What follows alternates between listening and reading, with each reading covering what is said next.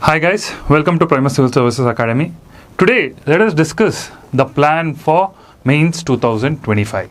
Right? We are just 80 days away from our Mains, and how do we go about? What are the things that needs to be done in the remaining 80 days? Every year we know that UPSC is to give somewhere around 110 to 115 days, right? But this year we just have 80 days as of today. And in this remaining 80 days, what are the critical things that the aspirants need to do so that they can target Mains 2025 effectively?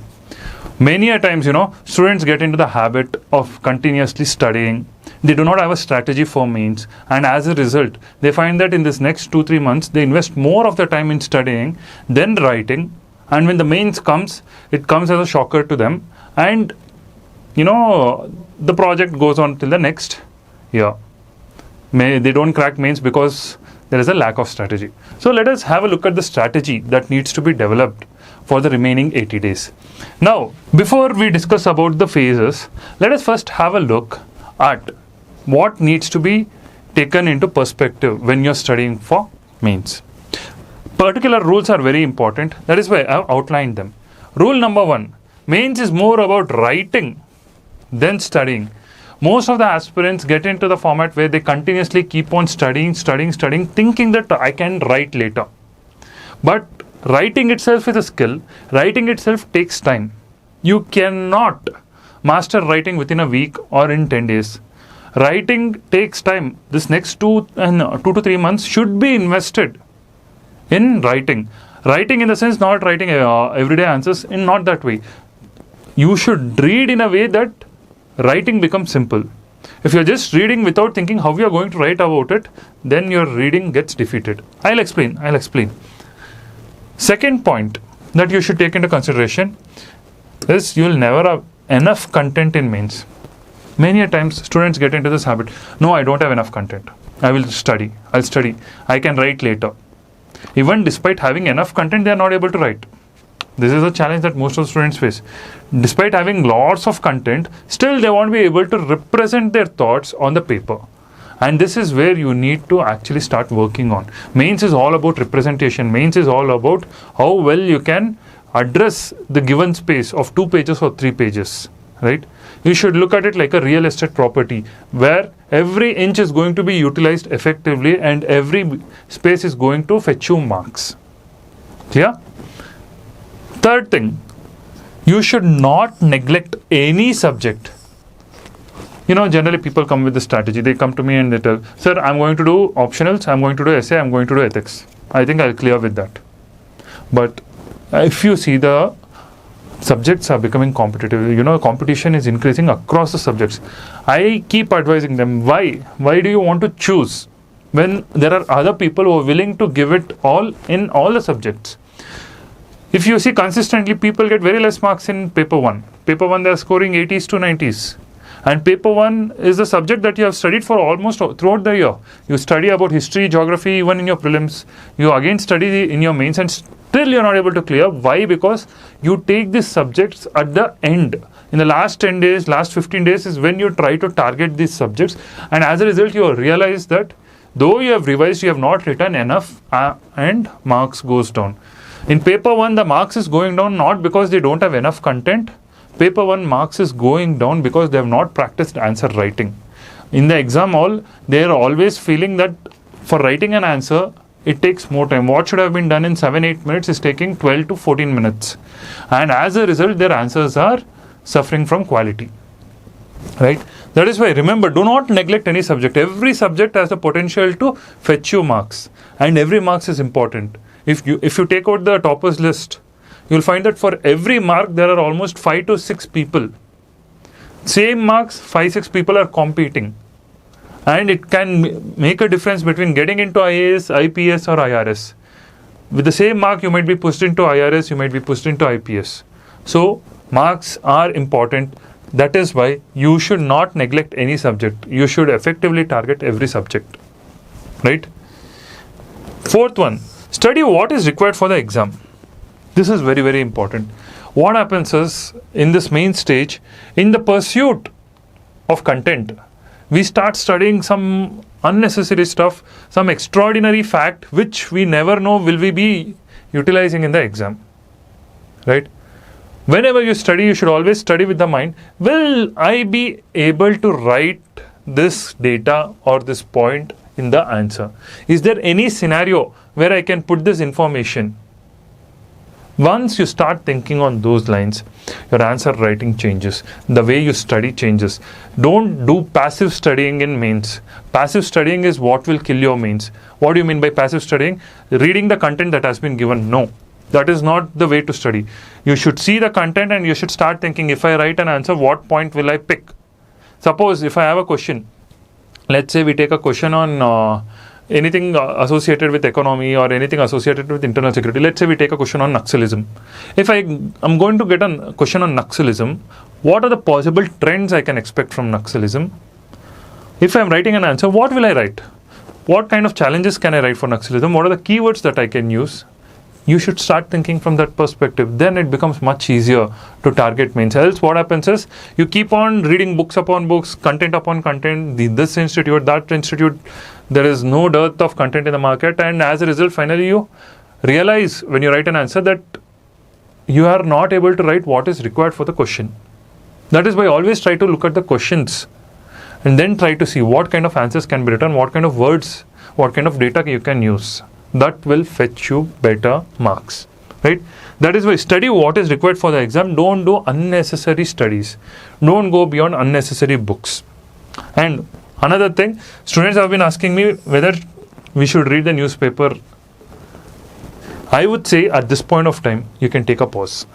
You can take a pause from reading newspapers. You can resume once your mains is over, because right now for your mains, studying the remaining components, your optionals, everything, it will consume time, and newspaper value addition is very, very limited for the next 2 to 3 months. Very limited. Take a pause on your daily current affairs. It is fine. It is fine. You can resume once your mains is over, right? So these are some cautions and rules that you should not forget when you're studying for mains. Now, the key essentials that you should do when you're studying this time. So think from writing perspective. Think how you will be able to write an answer. If I have to write an answer on cybersecurity, what kind of content will I be able to write? What are the challenges of cybersecurity? What are the advantages that we have today? From cybersecurity, what kind of impacts are there on the economy? Once you start thinking in that direction, it becomes very simple for you. You'll get the words, you'll get the data. That's what you require. Unnecessarily don't get into the phase where you keep on studying more and more about cybersecurity. All the data is deconcentrated, it's spread everywhere, and finally when you're trying to write an answer, you're condensing all the pages of knowledge into 2 pages. If you go in that format, the challenge that comes is you'll not be able to recollect the content in 7 minutes. You'll need more time. Nothing more than that. Content, you will have it in your mind, but it will take more time than 7 minutes for you to recollect the content.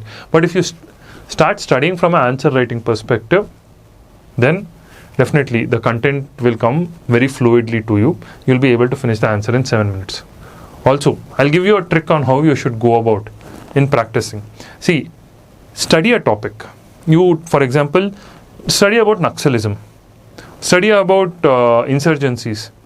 After you finish the topic on, Naxalism, J&K issue, Northeast India, all these issues, what you can do at this point of time is write an answer on those. Write 2-3 answers on those. Over there itself, you will start understanding, okay, these were the things I studied, these were the ideas I thought I can put it in my answer, and how it is reflecting. This is the best way to go about writing answers.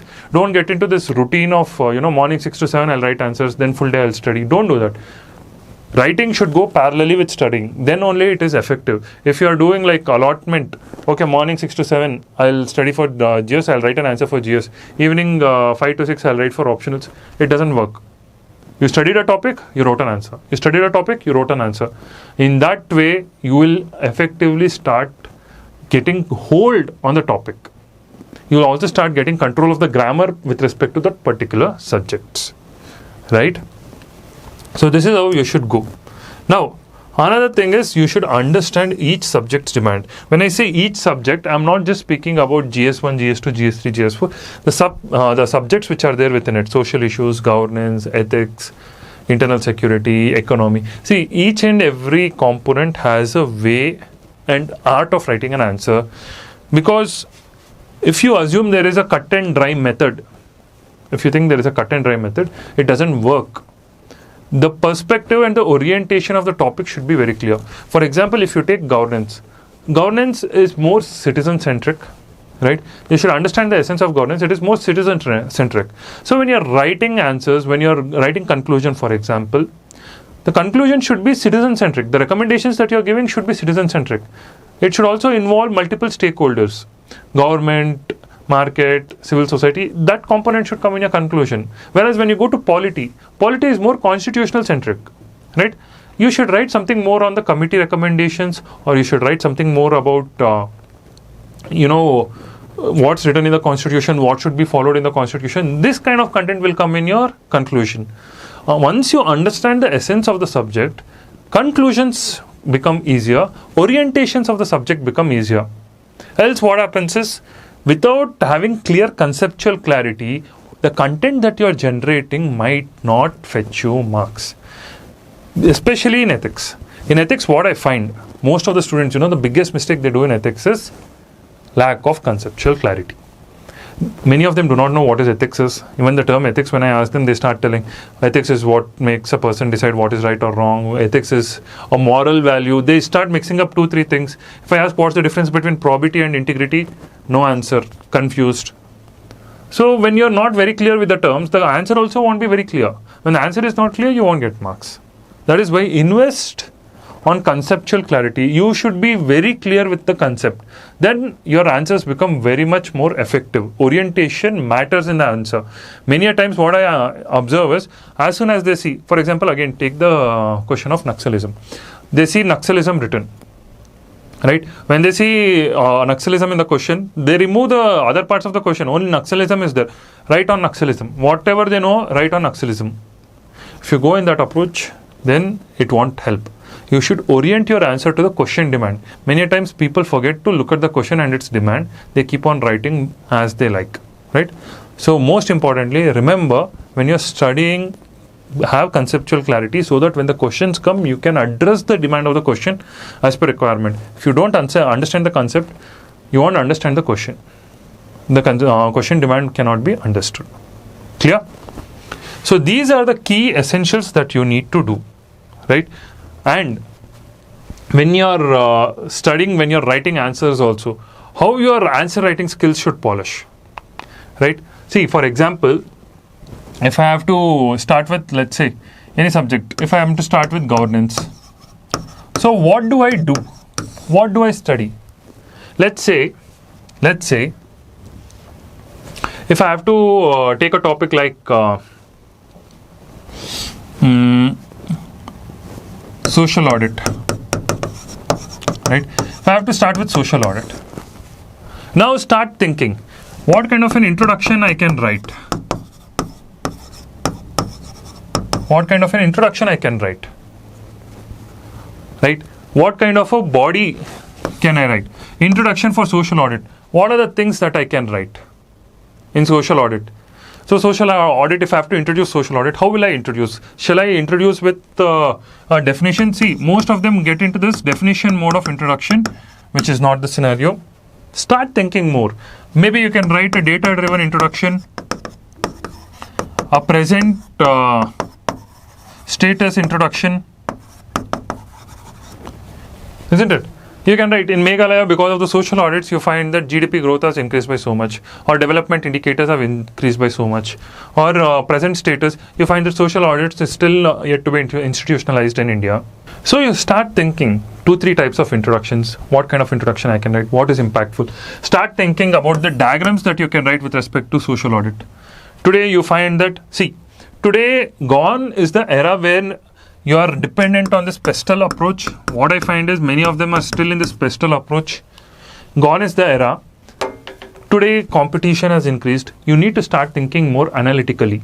The points that you're putting should have analytical content. Then you will be able to fetch more marks. Analytical content in the sense, see, if you are able to tell, social audits lead to citizen empowerment, yes, through knowledge dissemination.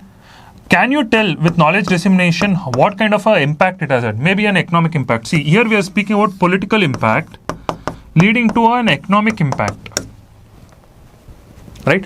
Can you write this in one point? If you go with pestle analysis, then politically you will be writing it has empowered citizens, given them voice. Then again you'll write another point. Economic impact of social audits is development has improved. Why don't you combine it? Because people have voice, they have choice.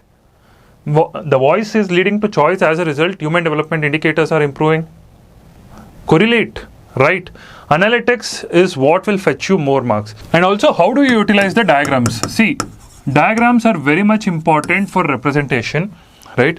But how do you draw a diagram? See, what I find is students get into this modes of representation where, you know, what they tend to do is they put a square, for example, governance, government, citizen, private sector, civil society, organization. Something like this they do. What does this represent? Can you tell me what does this represent? Is it telling anything to me? Is it trying to speak anything to me? You have written governance, 4 corners you have put this. Diagrams should be explanatory. Diagrams shouldn't become like, you know, it might be easy for you to understand because you have studied the topic, but when you take from a third person's perspective, if he's not able to understand what your diagram is telling, then definitely he won't be able to give you marks, isn't it? I find many students putting a triangle. They'll say legislature, judiciary, executive, right? It can have multiple meanings. Maybe this is a hierarchy. Legislature is superior to judiciary and executive, you might be telling, isn't it? It can represent multiple things, this triangle. This is where you need to be very clear when you're putting a diagram that the diagram is explanatory. It is very, very clear with the diagram what you're trying to tell. Else, diagrams won't fetch you marks. For diagrams also, it's an art. You should clearly be able to understand whether your diagram is going to give you marks and your diagram is self-explanatory. It is able to tell, right? Just for the sake of drawing a diagram, don't draw a diagram. This is where you have to be very careful. Again, you have to invest your time and thoughts. When you're taking a topic, when you take social audit, what kind of diagram can I put for social audit? What kind of content can I represent? What kind of conclusions can I write? What kind of committee reports can I mention over here? See, this is how you study a topic. It shouldn't be right. You read 5 pages of social audit and then finally you don't have the right content. And keyword presentation also, you should start thinking, how can I improve my keywords? See, most often what happens is students do not understand how to reduce the content that they are writing. They go on writing, you know, there is, for example, with respect to social audit only we can say, there is lack of sufficient personnel for training or, you know, to enforce social audits. You can write personnel deficit, isn't it? You can just represent it as personnel deficit rather than writing there is a lack of technical personnel who can go and train people. Personnel deficit to train. Done. 3-4 words. This is how you need to start thinking even in keywords how you can represent your answer. So these are critical things that you have to observe while writing answers. Clear? Moving on. Now, in this 80 days, what are you going to do? So I've cut it into 4 phases. You know, phase 1 is 80 to 60 days. Now, here your optional becomes extremely important. This is the place where you need to, you know, start putting more and more efforts towards completion of optional. Optional completion is very, very important at this phase. Try to complete your optionals in the first month or what I would say, 60 days away from the exam. Start taking test series, that is fine, but try to complete both the papers of your optional. Very critical. If you do not finish if you keep delaying your optionals for later, it will come to bite you back with GS. If you want effective preparation, try to complete optional as soon as possible. Do not delay optionals. First phase, get the optionals done. And in GS, start working on ethics. See, ethics cannot be completed in 60 days because here core focus is on optionals. Ethics cannot be completed, but become familiar with the syllabus and orientation. Develop conceptual clarity. And when I say GS2 over here, I'm speaking about governance. Since there is a huge overlap between ethics and governance, it is the same topics: RTI, citizen charter, pressure groups. It might be even with respect to role of civil services in a democracy. All these are similar topics, bureaucratic ethics and those. So effectively you can study both. Try to complete the syllabus. Try to understand answer writing perspectives. Even if you did not write a test on this, it is fine. But on optionals, try to wrap up your optionals and write tests. Whatever test series you are joining for optionals, you can start writing a test. Now, another important rule is every week write one essay. For practice, write an essay on a fixed day every week. Why? Because essay writing also needs to keep changing. Now, don't get into this practice of writing essay every day. Every 2 days I'll write an essay. No, don't do that. See, essay is a representation of ideas. If you start writing it on a regular basis, what happens with respect to essays? That creative flow, creative thought process doesn't develop. It takes some time. Every 3-4 days later, when you write an essay, you will find that those creative thoughts are still there. Else you will feel you're writing the same content every day. If you start writing every day or every alternate day, you'll start feeling you're writing the same content every day and you will not be able to appreciate a good essay. Even though your essay is good, you will find that you're written the same kind of content the very next day and you will feel that you're not improving. That's why take a gap. Always take at least 4-5 days gap between 2 essays. It will help in better development. Right? Moving on, optional tests, as I told you, start taking your optional tests to start writing. Every 1 week, see, I'll give you a formula. Every 1 week, 3 things have to happen. 1 essay, 1 GS paper, and 1 optional paper.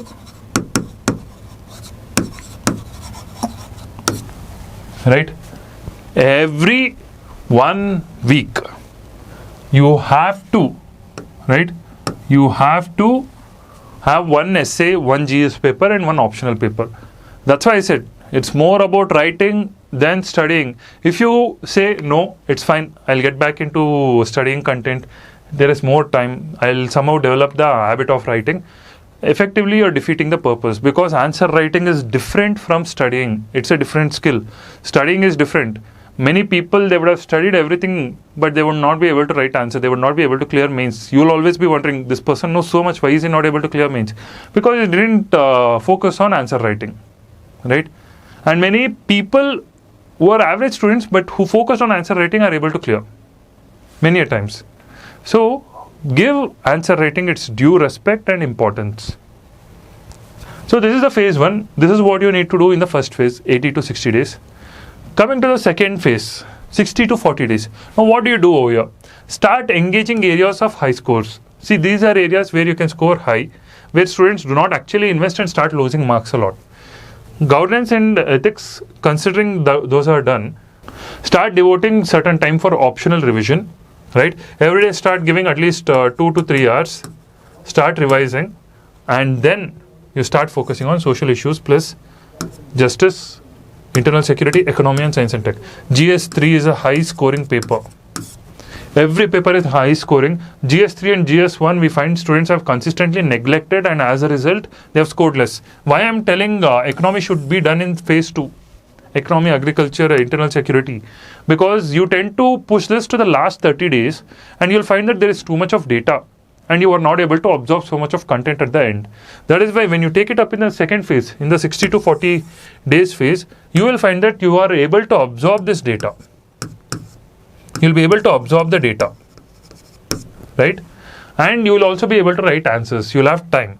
And as time goes, you'll get more momentum for revision.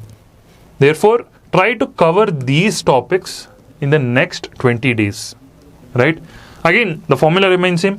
1 GS test minimum, in a week, 1 essay and 1 optional test, right?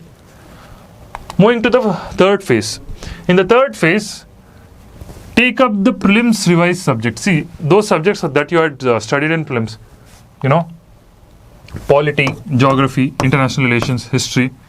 Start studying these subjects, 40 to 20 days. Start studying these subjects, take sectional tests, ensure that you write sectional tests, because, see, you have to get the language flow. You might be knowing the content, but if you don't write, the same language won't flow. Many a times, especially with respect to geography, this is what I find. Students are not able to write geography answers very fast, as well as they're not able to use the language of geography in representing the facts. They take time and they're not able to represent simple questions like, explain how cyclones are formed. Students know the process, but the language is not flowing. The words are not flowing. That is why, please take a sectional test on these subjects. Though you might know the subject, you might be studying the subject throughout the year, but once you write an answer, you will become very clear as to what kind of words is to be used, what kind of language is to come, right? Please ensure that this is done. And in this phase, see, in this 20 days phase, your optional round 1 revision should be done. Optional 1 revision should be done, right? Optional 1 revision should get done at this phase. I'm very clear with respect to this, because see, in the next 20 days, what happens is, for your optionals, you generally tend to get 5 days, isn't it? You tend to get, after your GS test, you get 5 days more, where you can sit and study your optionals. This is the phase where you do maximum for your optional. And after this, moving to the fourth phase, optionals revision max to max you can take for another 5 days, right? Optional revision you can max to max take for 5 days. Then the last 15 days you can stop your optionals, because you'll get 5 days more to prepare for your optionals post your GS. Get into complete GS in the last 15 days. In the last 15 days, get into complete GS. Revise all the topics, right? Revise all the topics, especially start looking at data and keywords that are supposed to be done. In the last 15 to 5 days, what you have to do is, you have to practice 2 tests a day. See, generally what we observe even in UPSC Mains is, students, when they walk in on that day and suddenly they see 2 tests are there. See, test 1, you will be okay. Means, let's say GS1, you are energetic, you are fresh, you are able to write answer. When it comes to GS2, suddenly you will feel that there is a drop in energy levels, right? Then GS3, next day also, again, morning, since it's morning, you'll be able to write to a certain extent, but GS4, when you go to ethics, you'll find that you're utterly exhausted and you do not have enough mental stamina to write. To develop that mental stamina, what I would suggest is, in the last 10 days, at least go for 2 sets of full length tests. Go for 2 sets of full length tests, whereby you write 2 papers in a day. Get used to that mental lethargy. Get used to the fact that even when you're tired, you have to think, you have to focus and write. That will help you a lot in the exam.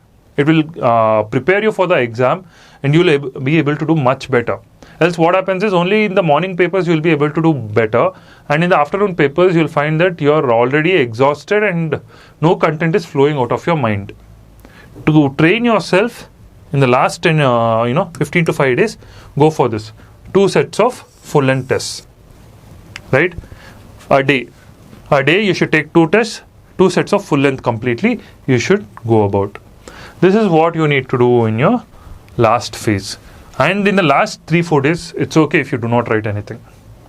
From 5, 4, 3, 2, 1, it's okay if you do not write anything. If you have actually practiced what has been told, then in the last 3-4 days, I would suggest you take a complete relaxation.